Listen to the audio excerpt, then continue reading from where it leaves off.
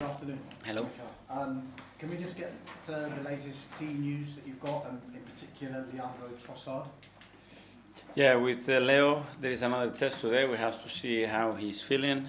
He doesn't look much, so we still have a few hours, and we have to wait and see. So there's a potential chance he could be available? It is a potential chance, yeah. You welcome back Martinelli and Odegaard and Madueke during the week. You did mention earlier on this week that you were hoping to get a behind closed doors game for Gabriel Jesus and some of the others. We understand this happened yesterday. Can you confirm that that happened? Who was involved and if they're in contention for Sunday?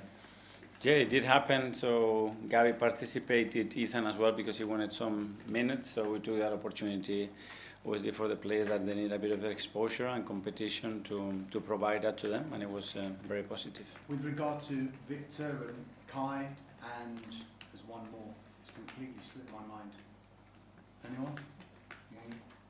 Big Gabi? Big Gabi. Sorry, we know about Gabi. Yeah. Are any of those available, or how are they progressing? Yeah, we have another day tomorrow, so let's see how everybody is tomorrow. You described your players after the Bayern Munich game as immense. Have they surprised you in any way with how they performed and their mentality and their character, particularly in light of the injuries that you've had so far? Not that they surprised me, but after you have to be able to perform in the manner that they did individually throughout a long periods of the game against that opponent, and that's very, very difficult to do. And I just said that that's the way I felt about the players, how I feel about the players, and now it's about finding again the same consistency on Sunday to go and win again.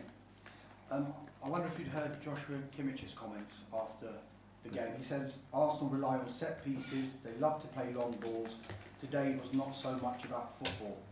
What do you think when you hear stuff like that? Do you care? Do you use it as fuel or motivation, or just ignore it? No, but I think the way we both teams play, I think the game they play against PSG was very similar when everything becomes man-to-man, and the way they are with their fullbacks, the way we do what we did in terms of rotation, they create a game that are very low sequences of passes, so I know what he's saying, so that's fine. It's part of the game. I think the game is provoked in the manner that both plays games, so it's very understandable.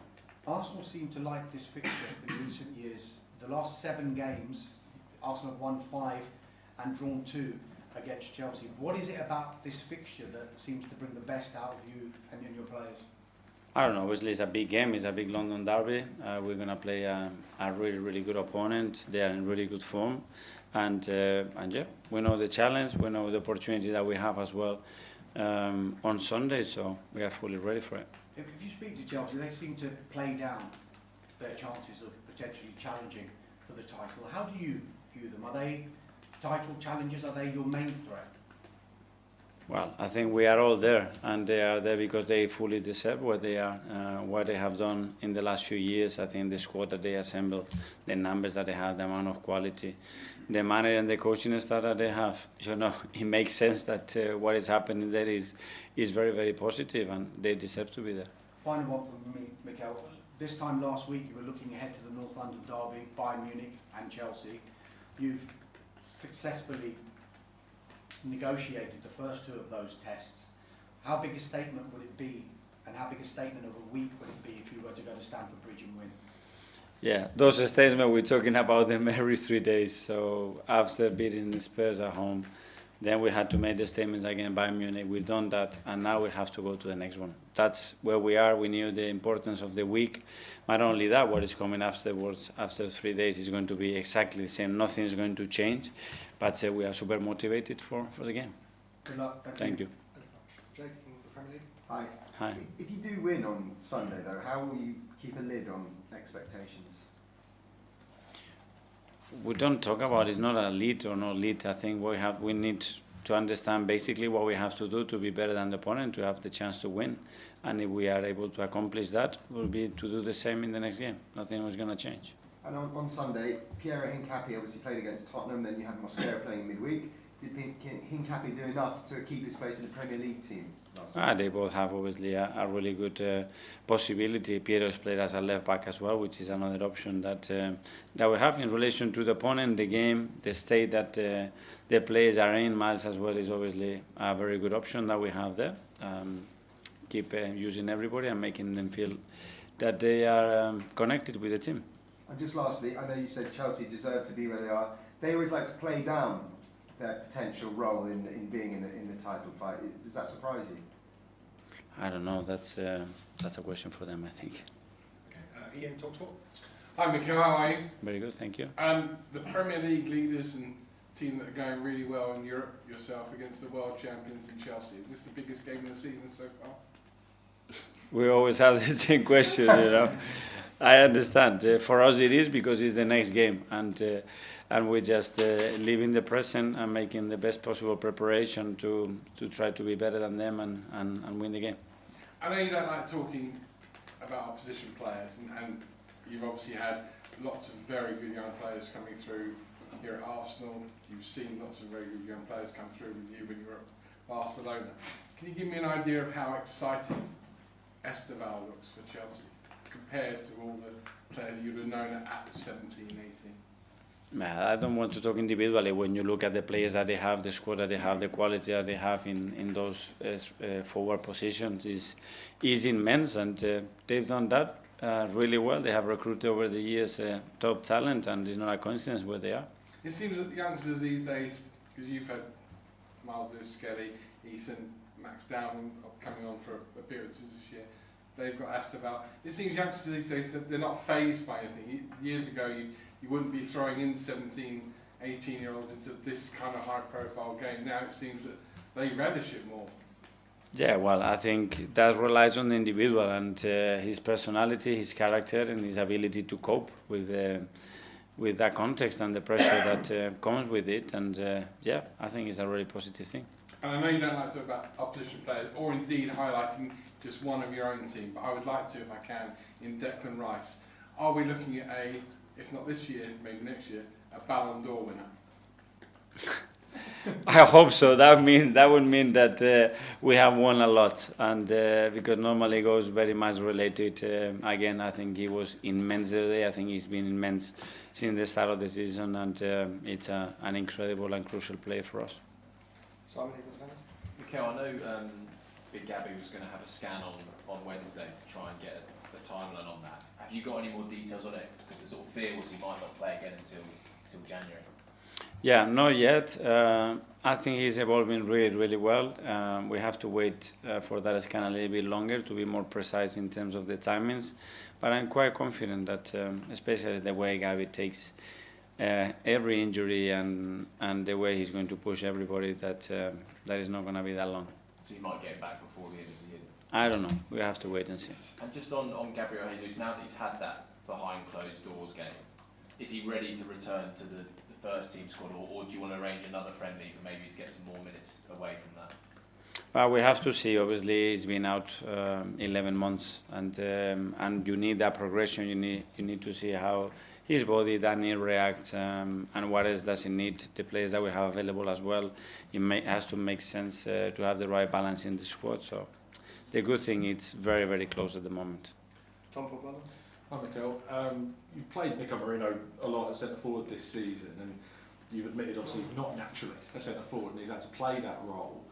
Have you learned anything from him playing that role that's perhaps changed the way you think about the position when the likes of Kai and Victor come back into that position? Yeah, we did learn that last season, because that's where we had to play long periods without a nine, and yeah, he brings other things to the table. I think his intelligence, the way he competes, the way he masters a lot of the things that are crucial for us in any player. He's got them, and then he's a real threat. The night again, he could have scored 2 goals. He was involved in many positive actions, and his work rate was unbelievable again. And Gabriel Martinelli, who came on and scored, naturally has a very good record against Chelsea and has enjoyed some really good nights there. In your thinking, when you pick a team, how much does a player's specific record against a certain club come into your mind when picking an 11? Not necessarily. I think we look more about the state of that player in the moment. What happened 6 months ago, a year ago, is not that relevant. There are experiences, there are connections within the team that, in my opinion, are more important than that. And yeah, very happy. What Gavi did again the other night, it was superb. Okay, last couple of years live. James, yeah.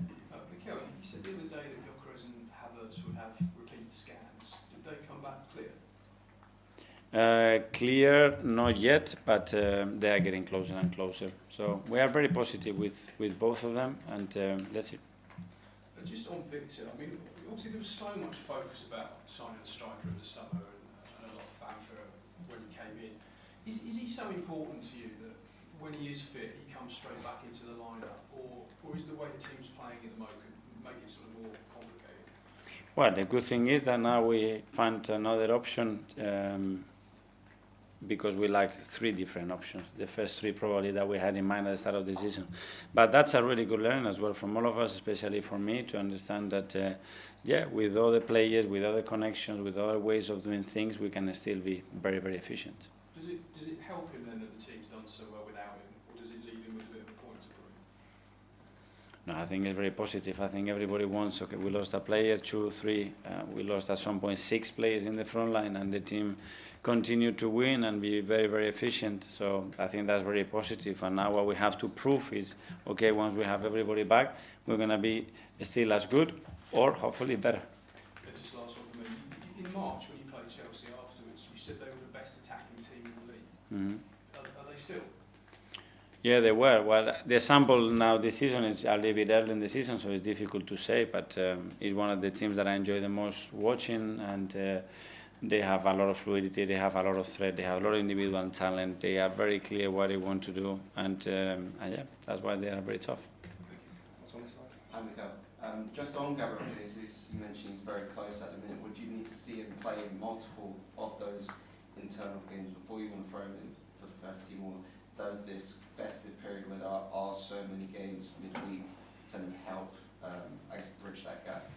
Yes, what we see every single day, how he's reacting to the change as well that he had in load, and then he needs to get into the chemistry of the team, understanding the things on match time, which are very different to anything that you try to replicate in train, obviously, and those gaps, try to make them as short as possible.